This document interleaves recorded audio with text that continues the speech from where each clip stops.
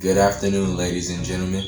My name is Bash for those who don't already know me, and this is my wife, Chellemoure, and welcome back to the mob. And today we're going to be giving y'all 3 pros and 3 cons to marriage. The purpose of this video is so that anybody who's thinking about getting married can see the reality of it. Things that many people may not talk about, or things that people do talk about and may glamorize and not show the other side of the situation. I want that to be heard today. I know a lot of people are scared of getting married, especially men, because of the rates of divorce, and they feel like they're losing out. But there are many advantages to being married as well as disadvantages, and in this video we're just going to share that with you. So without further ado, let's jump right into it. I'm prepared to hear this. Yeah, I got this crown on my head and it sit well. I'm running shit in these J's and they fit well. You know niggas really go for me.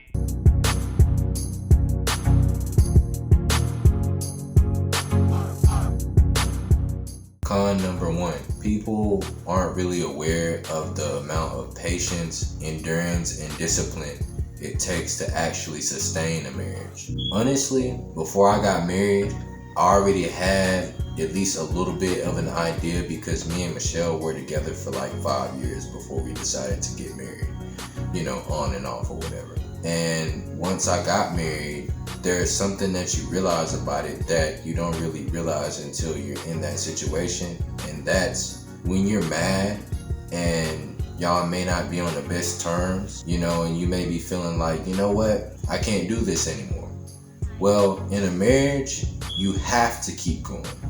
And I know you can get a divorce, but whenever it comes to God, if nobody cheated or died, you're supposed to stay together.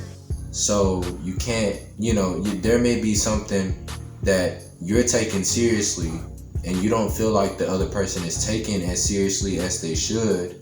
And instead of leaving and giving up, you're forced to continue trying because there's a lot more at stake than just you.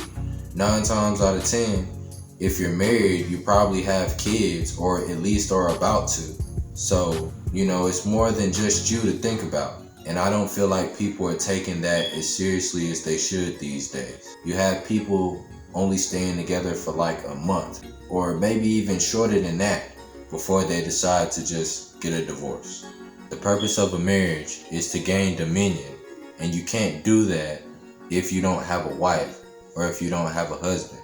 So if you give up before you can even begin to start working towards that goal, you're gonna have to find somebody else because you can't do it alone. That's why God made women in the first place, to help us gain dominion. The image of God is family.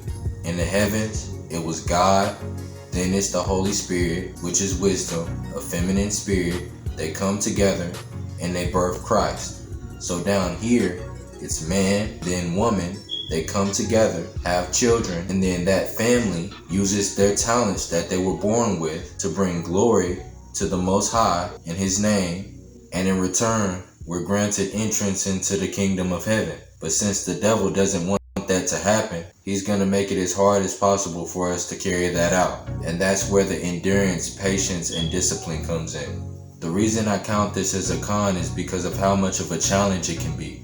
But if you push past it, the reward is far greater.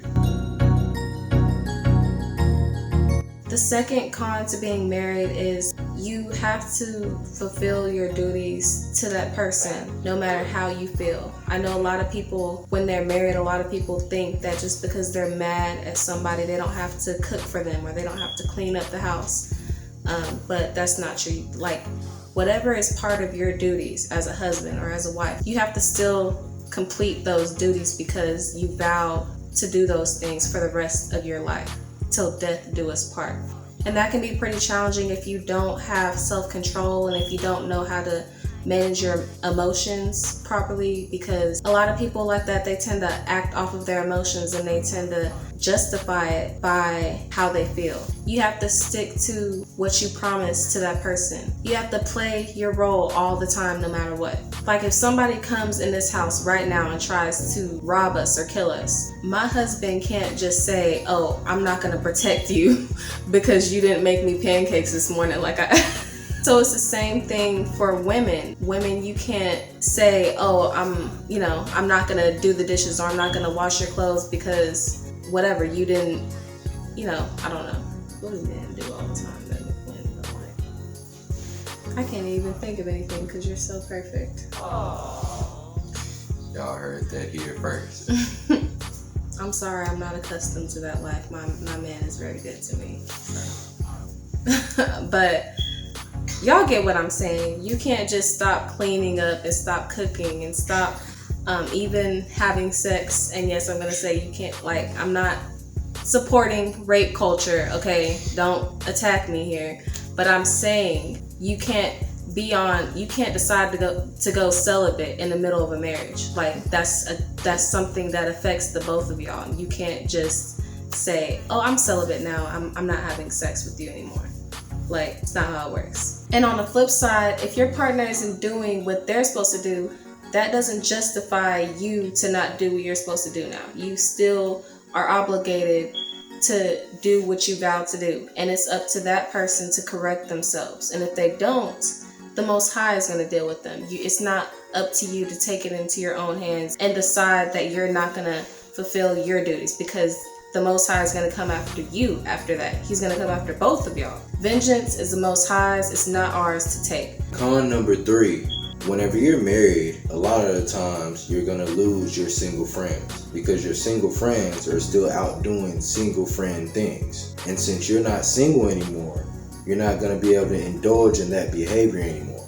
I personally believe that having single friends while you're married is okay, as long as they're respecting your relationship. If they're putting you in situations where it looks like you're cheating, or it looks like you're mingling with the opposite sex, that brings shame to your marriage and makes your marriage look easily infiltrated, or in other words, weak. So to avoid that situation, the friends who don't want to respect your marriage gotta bounce. But trust me, in the long run, you'll be better off.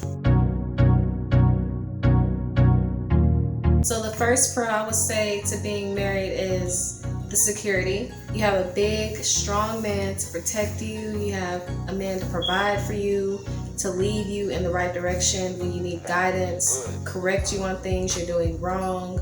There's so many advantages to having a man in your life, and not only a man, but a husband. And on the flip side, the man has a woman to nurture him, to comfort him when he needs comforting, cook, clean, and just be his helpmeet. Help him build a legacy that brings glory to the Most High. And when both of y'all are playing your roles, it's a beautiful thing, and it works out just how it's supposed to. The problems come in when one or the other stops doing their part and stops either being a helpmeet or being a provider or being whatever they need to be for that person.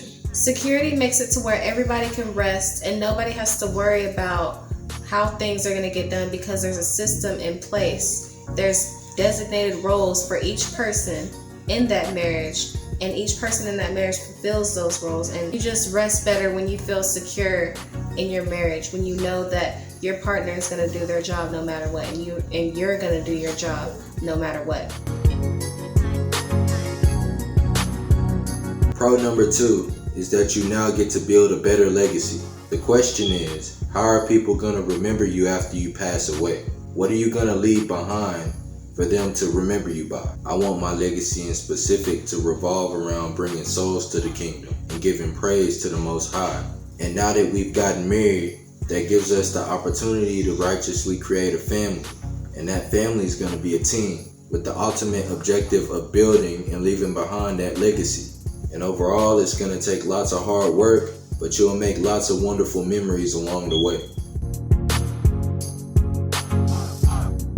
The third pro to being married is being able to have dignified sexual relations. Now, I know a lot of y'all are saying, what are you talking about? I can have sex even when I'm not married. But the key word is dignified. When you're having sex and you're not married, that's against God. But when you're married, you can have all the sex that you want, and it will be well deserved because y'all put in the work to be able to do that. And through that, the Most High will bless you with children, or at the very least, you won't have to worry about anything bad happening to you, like you getting somebody pregnant that you didn't intend to get pregnant, and now you have child support and all these problems that you have to face, or you're a single mother dealing with the consequences of your actions by having premarital sex. So I would definitely say that that is something that you can feel good about doing when you're married. Now, when you're having premarital sex, that brings about shame and dishonor, one, to your family and to yourself, because eventually you're going to realize that you're all alone and you're constantly giving yourself away to people who aren't committed to you, and you're wondering why these people are constantly leaving your life. And you're going to look back and realize that you're like 60 something, 70 something years old, and you haven't found your soulmate, or you're not married and you're all alone now. It's best to wait till you're married to have sex, so that you know that that person is there to stay, and you know that that person has earned your body and everything else that comes with it. So that's pretty much all for this video. We've listed out 3 pros and 3 cons to marriage, and we hope that this is giving you the right perspective on what marriage really is and what it takes to keep a happy marriage going. With that being said, we just want to thank y'all for staying tuned in. Please like and share this video, subscribe to this channel, and also feel free to check out my channel. I will have it linked down in the description box below. And with that being said, we will see you guys next time. You want to say this again? You can't handle that. You know what? Welcome back to the mob. I know a lot of people are scared of getting married, especially men, but there are a lot of cons. I mean, They needed to hear that.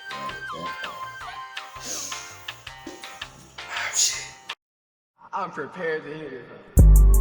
Yeah, I got this crown on my head and it said, well, I'm running shit any